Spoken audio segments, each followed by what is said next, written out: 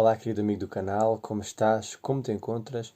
Seja bem-vindo a mais este vídeo, a mais esta reflexão que faremos hoje sobre a palavra do Senhor. E para iniciar, então, gostava de poder orar contigo. Querido e Santo, Pai, bondoso Deus, Pai da eternidade, Deus forte e Príncipe da paz. Te agradecemos, Pai, pela tua eterna bondade.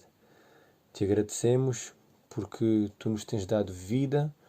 Te agradecemos porque somos pessoas que temos uma grande luz, mas precisamos de mais diligente estudo.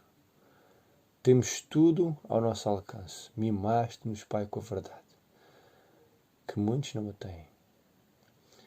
E então agora nós somos chamados a ser sentinelas, chamados a ser a Tua voz. E eu quero te pedir que hoje aqui, neste momento, esta mensagem possa ser dita e aprendida por todos. Que a tua mensagem não fique parada, fechada neste livro preto chamado Bíblia, mas que seja difundida a todas as pessoas. Que o tema que vamos aqui falar, de grande importância, tenha relevância para a vida de cada um que está a ouvir. E é isto que eu te quero pedir, Pai. Que tu atues e fales por meio do teu servo. No santo nome de Jesus eu te peço e agradeço. Amém.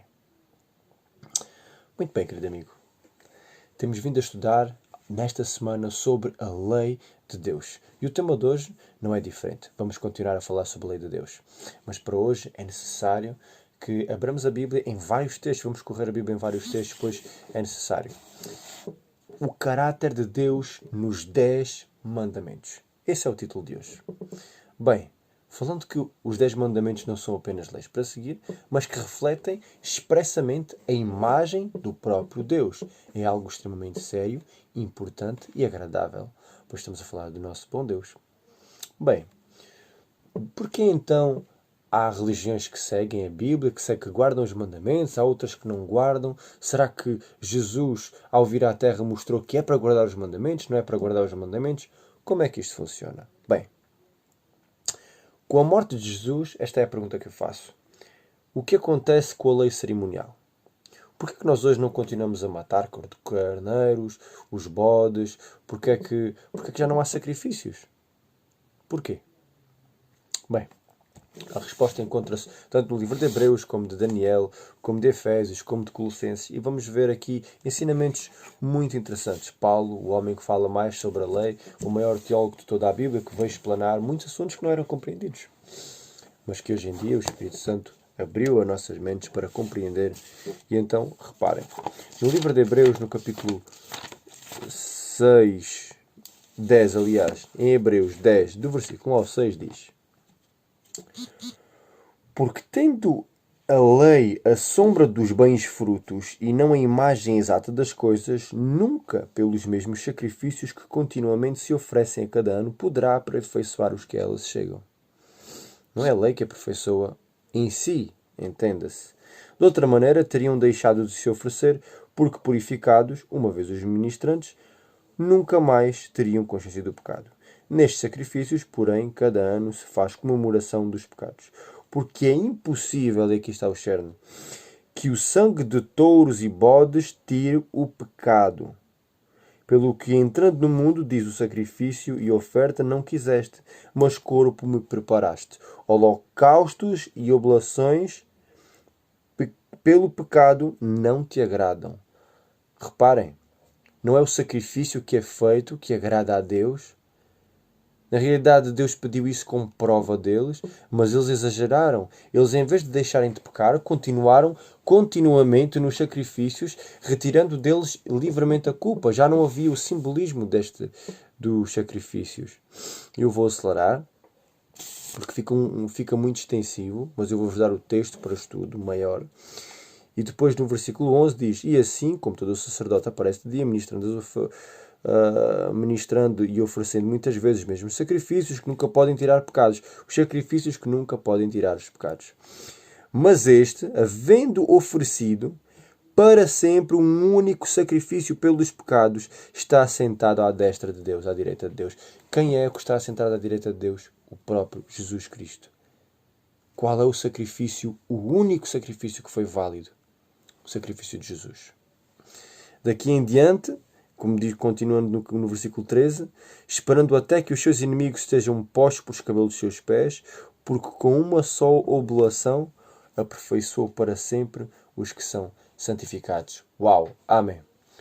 Ao decorrer, nós vamos ver em Daniel, no capítulo 9, versículo 27, em Efésios 2, capítulo 15, que mostra que perentoriamente, que a lei cerimonial teria sido cravada na cruz pela morte do Cordeiro Real. Lembrem-se sempre, o único Cordeiro que tira o pecado do mundo, como a própria Bíblia nos diz, este é o Cordeiro que tira o pecado do mundo, foi Jesus Cristo. Os outros eram um símbolo daquilo que iria vir para realmente nos tirar o pecado do mundo. E também o texto de Colossenses 2,14, que fala precisamente isto, da nossa não imposição a estas leis que temos de seguir para sermos salvos, porque a lei não tem poder salvífico em si, entenda-se. A lei não salva. O que salva é aquilo que nós vamos fazer agora como pergunta. Reparem, a fé em Cristo anula a obrigação ou o dever cristão de seguir os 10 mandamentos? A tua resposta, sem ir à Bíblia, sim ou não? Muitos podem dizer, claro, então agora Jesus morreu por mim, eu não preciso de fazer mais nada. Aliás, eu vou fazer o que eu quiser, porque Jesus já morreu por mim. A lei dos 10 mandamentos foi abolida, como dizem alguns. Mas, no entanto, abram a Bíblia no livro de Romanos. A Bíblia é sempre boa a responder-se a si própria. No livro de Romanos, no capítulo 3, no versículo 31, tem um texto sensacional. Sensacional. E para aqueles que negam a lei, vejam bem o que diz em Romanos 3, no versículo 31. É claro e perentório que diz: anulamos, pois, a lei pela fé? De maneira nenhuma. Antes, estabelecemos a lei. Parece sempre que há uma contrariedade. Primeiro Jesus vem para abolir a lei, porque diz que o fim da lei é Cristo. Claro que não tem nada a ver, é que, claro, o fim da lei, o final da lei, a finalidade da lei foi por Cristo. Isto é espetacular. Agora, se a lei não foi abolida e ela apenas foi estabelecida, como diz o texto, então como é que nós podemos dizer que basta fé em Jesus ou fé em Cristo? Amigos, fé em Cristo tem Satanás. Ele sabe que Cristo existe. Ele tem um conflito com Cristo.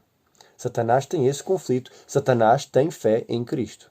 Agora, Satanás o que não tem é a fé de Cristo, que é aquilo que nós somos chamados a ser. Um povo santo e separado. Abrindo a Bíblia em Apocalipse 14, versículo 12, diz: e estes são os santos, os que guardam os mandamentos e possuem a fé de, este pormenor é importante, de Jesus Cristo. O que significa que é preciso possuirmos a mesma fé de Jesus para que Ele entre em nós, faça morada e então nos mostre a lei é para ser guardada. Sim, mas porque Jesus Cristo efetua e faz, e como é que a Bíblia diz que Ele é quem faz o querer e o efetuar. É por Jesus, não é por mim. Eu sou um mero pecador que falho montes de vezes o dia todo, mas se eu incorporar a figura de Cristo na minha vida, se eu possuir a mesma fé, eu não vou mais errar. Eu vou andar na linha porque é bom para mim. É bom para mim. Amigos, no livro Nisto Queremos, página 304, diz: uma vez que a lei moral dos 10 mandamentos é um reflexo do caráter de Deus, os seus princípios não podem ser temporários ou situacionais. Antes são absolutos, imutáveis e permanentemente válidos para a humanidade. Os cristãos, ao longo dos séculos, têm afirmado com segurança que a perpetuidade da lei de Deus, reafirmando decididamente a sua validade. Amigos, se olhássemos um bocadinho para trás na história, iríamos ver que muitas pessoas foram torturadas, mortas até ao final da sua vida, por guardarem a lei de Deus, por defenderem a lei de Deus. Será que teriam morrido se não fosse uma ameaça para o reino de Deus? Será que Satanás não ficou tão furioso que orquestrou um grande plano para atacar, para perseguir os cristãos que defendiam acerrimamente a lei de Deus? Amigos, pensemos sobre isto, pois o nosso bom Deus quer servos que sejam capazes até de, como diz em Marcos, no capítulo 8, versículo 34 e 35, aquele que quiser salvar a sua vida, perdê-la. Mas aquele que perder a sua vida por amor de mim e do Evangelho, esse salva-la. Vamos ter fé, amigos, ser perseverantes e pessoas que não se dobram nem se vendem, mas são tão fiéis a Deus como a bússola é ao norte. Frase da nossa irmã Mai também. Amigos, sejamos perseverantes. Eu quero te ver lá e eu quero estar lá.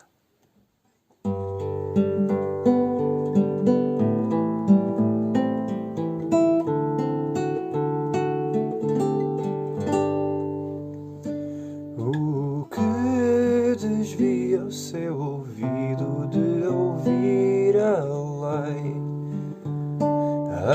até a sua oração será abominável. Provérbios 28, 9. O que desvia o seu ouvido de ouvir a lei, até a sua oração será abominável.